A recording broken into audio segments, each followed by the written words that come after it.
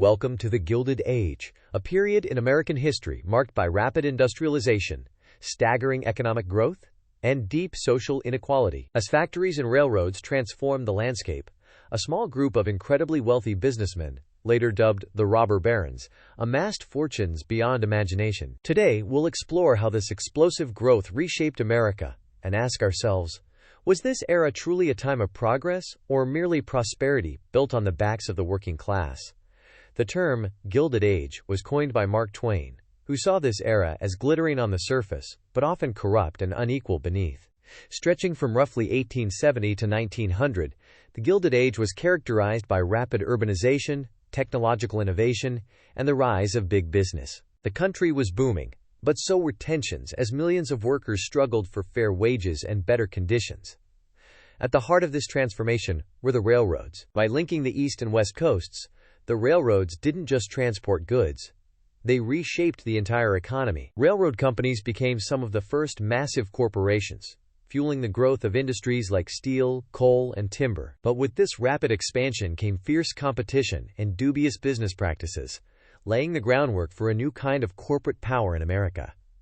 Railroad tycoons like Cornelius Vanderbilt controlled entire networks, allowing them to dictate terms to suppliers and farmers alike. The railroads made fortunes, but they also created monopolies and wielded an unprecedented level of influence in politics and society. Beyond the railroads, America's industrial boom meant massive growth in steel, oil, textiles, and machinery. For the first time, the United States became a global industrial powerhouse, producing more than any other country by the end of the 19th century. Major cities like Pittsburgh and Chicago grew rapidly, fueled by waves of workers pouring in to work in the new factories.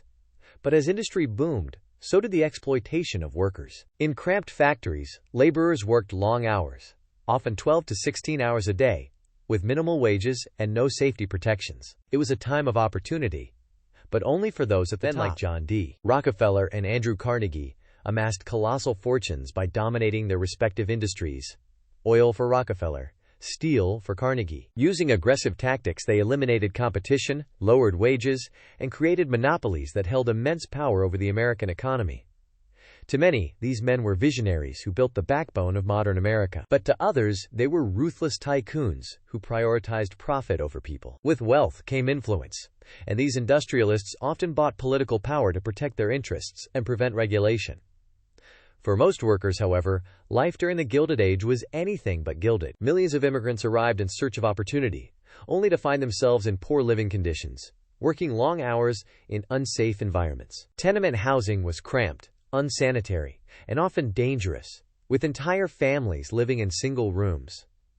Children as young as 8 worked in these factories, earning pennies to help support their families. As wages stagnated and conditions worsened, resentment grew. Workers began organizing, demanding fair pay, safer workplaces, and limits on child labor. These demands would ultimately lead to labor unions and strikes, marking the beginnings of a workers' rights movement.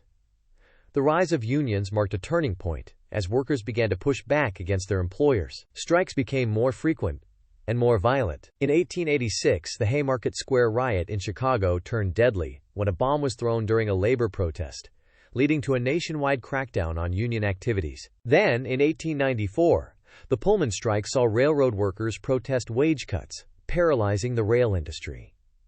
The government often sided with big business, sending federal troops to break up strikes and protect corporate interests. But despite these setbacks, labor activists continued to fight, laying the groundwork for future labor protections we take for granted today.